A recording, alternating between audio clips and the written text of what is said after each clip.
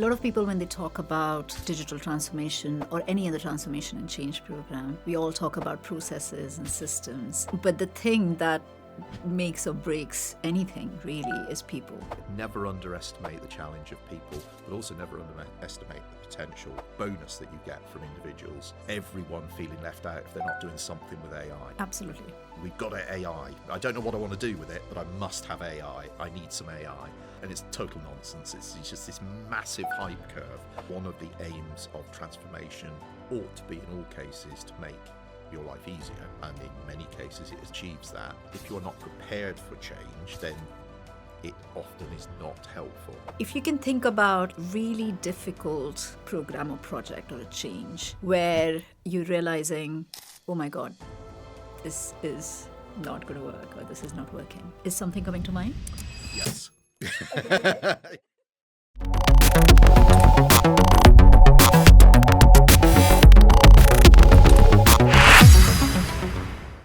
When I first heard Nick Baer's story, I was flabbergasted. How does someone go from wanting to be a farmer at 13 to then manage radio presenters, TV producers, and defense contractors, all under the same roof of BFBS, British Forces Broadcasting Service? Nick says that he is the bridge between the left brain creative people and the very right brain technologist for an organization that is simultaneously a media company, a defense contractor, and a charity. Nick has built broadcasting facilities from Nigeria to Saudi Arabia. But today, we are here to talk about the human side of all this transformation and innovation. When things go sideways, absurd situations which shouldn't happen but always do, and when the playbook doesn't exist. So, Nick Baer, welcome to the show. Thank you very much indeed, and welcome to BFBS. Thank you, Nick. So, as we discussed before, one of the things that we want to do about having this conversation is a lot of people, when they talk about digital transformation or any other transformation and change program, we all talk about processes and systems. But the thing that makes or breaks anything really is people. So what we want to do today is really talk about people and the human angle of change and transformation. And given your experience, you've done like 100,000 different things and 100,000 different types of change and transformation. I thought you were going to have like a big portfolio of these experiences and incidences that you can think of. And the first question I want to ask you is, if you can think about like a really difficult program or project or a change where you're realizing, oh my God, this is not going to work or this is not working. Is something coming to mind? Yes. Okay, good. Or not so good, but yeah. And, I've done a lot of projects, and I'm thankful to be able to say that the majority go off with only a normal level of encumbrance. Absolutely endorse the point that people make the difference, and I'm sure we'll talk about more aspects of that. But the one that does come to mind, prior to my time here at BFBS, I must stress, Right. I was doing a digital transformation project for a radio station in Lagos, in Nigeria. Interesting. Okay. And it had got off to a slightly shaky start in the sense that they were an existing customer. We worked with them quite a lot, but then out of the blue, having informally discussed the fact they wanted to make this quite significant technology change, I got an email to say, oh, we went to an event in America and we've bought all the new kit. Oh. So no prior discussion. Right. And it transpired to be equipment that I'd never worked with before. My company had never worked with before.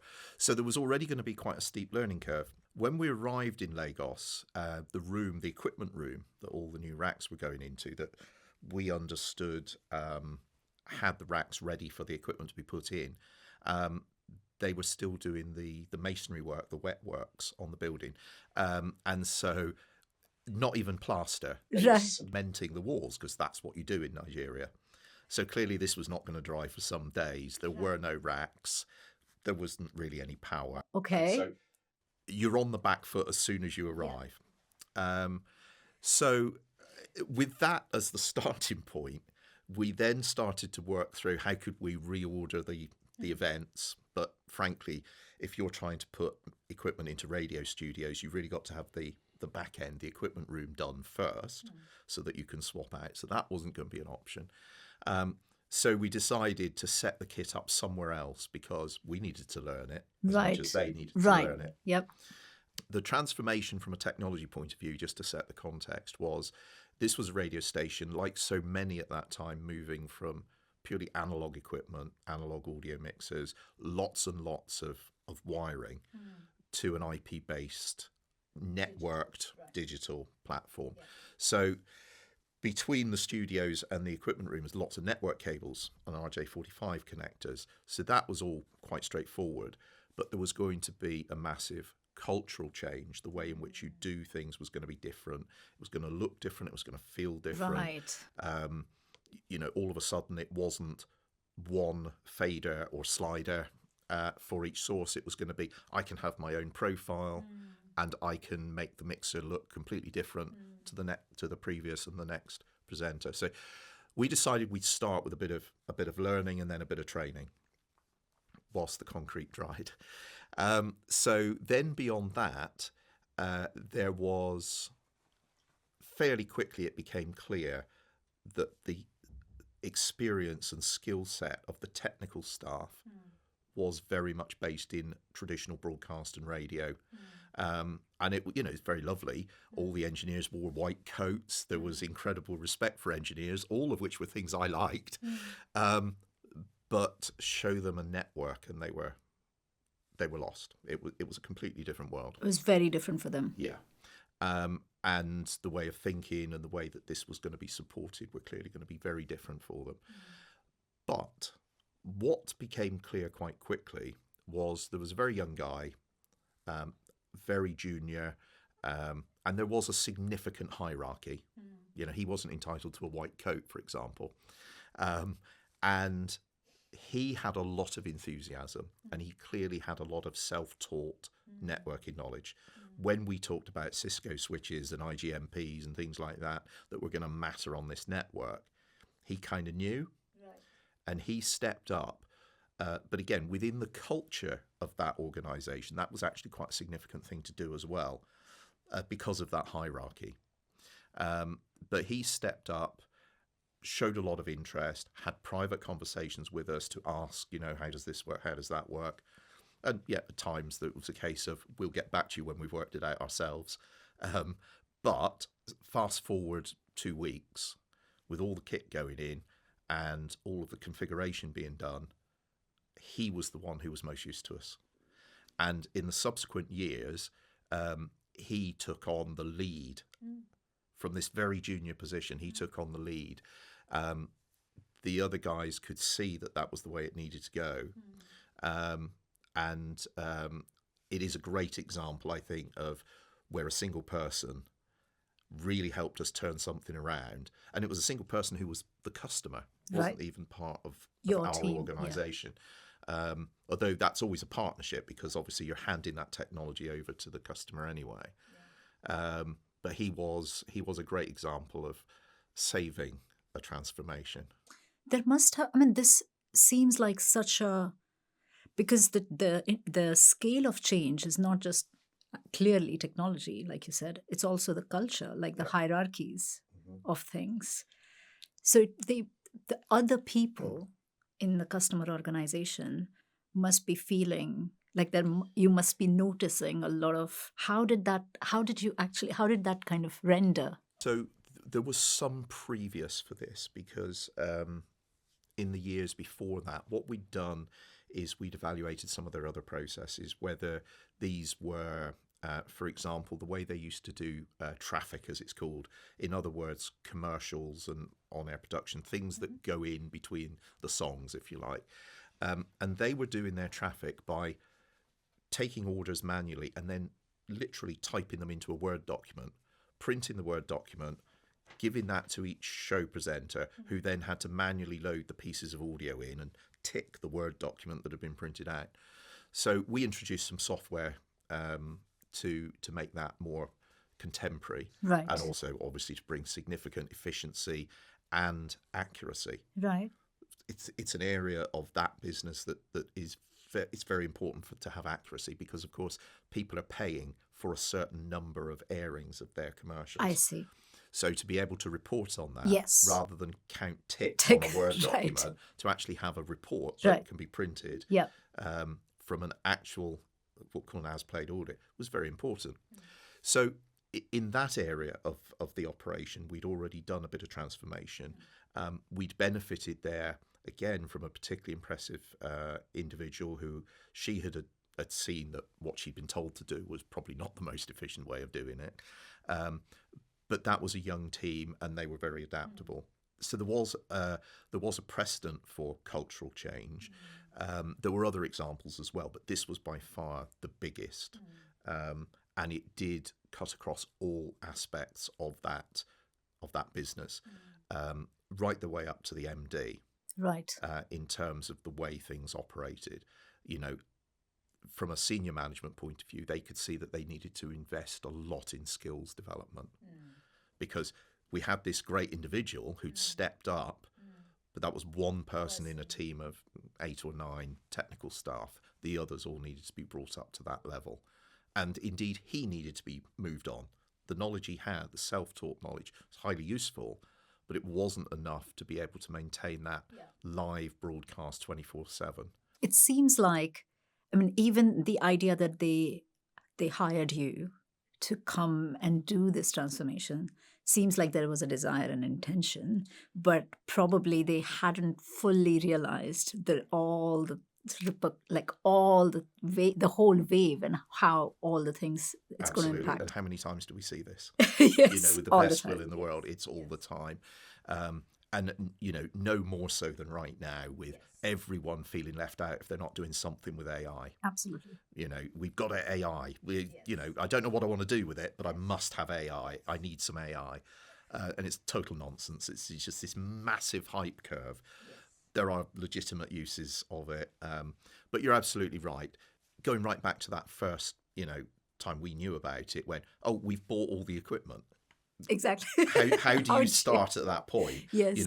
Where is your plan? Where is your statement of requirement? Where is your desired outcomes? Your SWOT analysis? None of these things existed. Now, in that culture at that time, that was not unusual. And to be honest, to find customers willing to invest what was a very large sum of money, wasn't going to get too unhappy about it. Yes. It's great that you're doing this. Yes. But this is not necessarily the optimal order of things. Yes. And so from all levels down, they realised quite a lot of things. And I think that although we had a huge amount of things to do while we were there, the to-do list we left them at the end of project delivery was bigger than the to-do list when we started, because there were so many things for them to follow up. How long ago was this? How long ago was this? This would have been about 16 years ago. Okay. And that's the other aspect of this. They were incredibly early adopters. And, no sort of stereotypes here, but if you're going to be an early adopter of a quite radical technology, you don't necessarily expect it to be somewhere like Lagos. Certainly, again, not that length of time ago. Yeah. And it brought with it a number of other challenges, because this incredibly IP-based digital technology is obviously more sensitive to things like power disturbance. Electricity, yeah. And here is an environment where the power Yes. was actually quite noisy. So then there are other things that need to be considered. We need to UPS everything, which wasn't something that was in place at the time.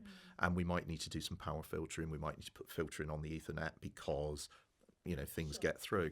So there were all sorts of factors like that as well. Okay.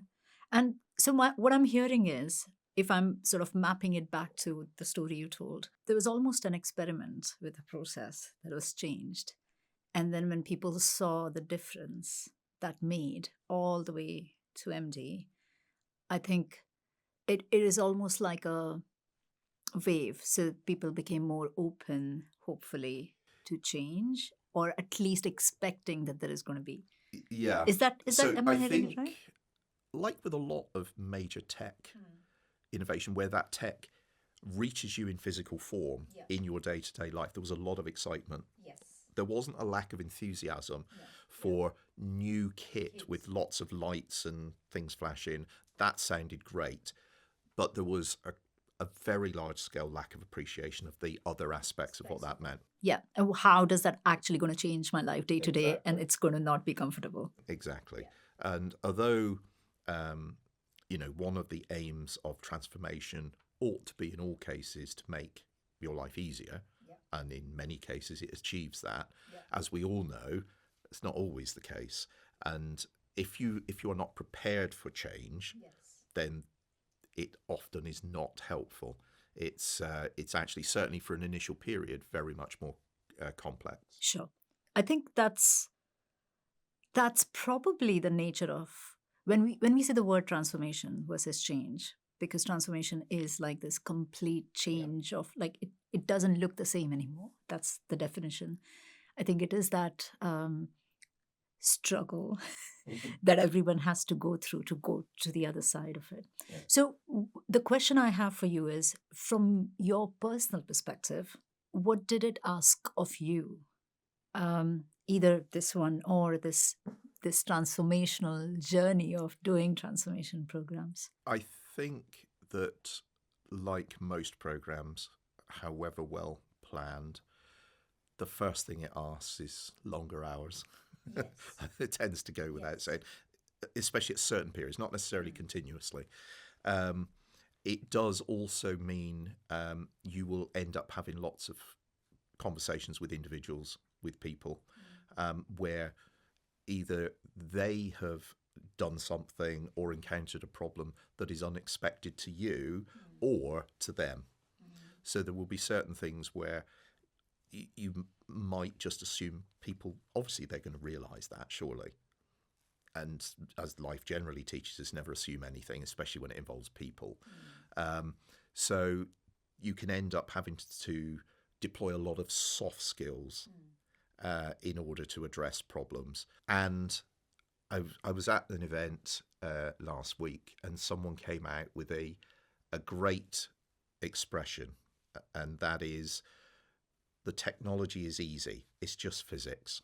It's everything else. And in that were the people, the process, all of these things.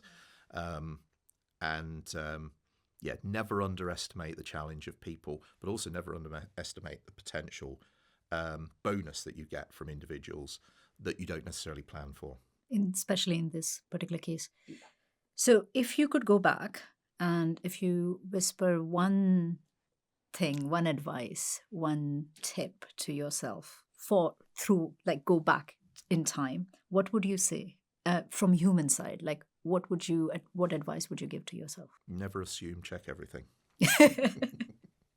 Great. Thank you so much, Nick. That was wonderful. Pleasure.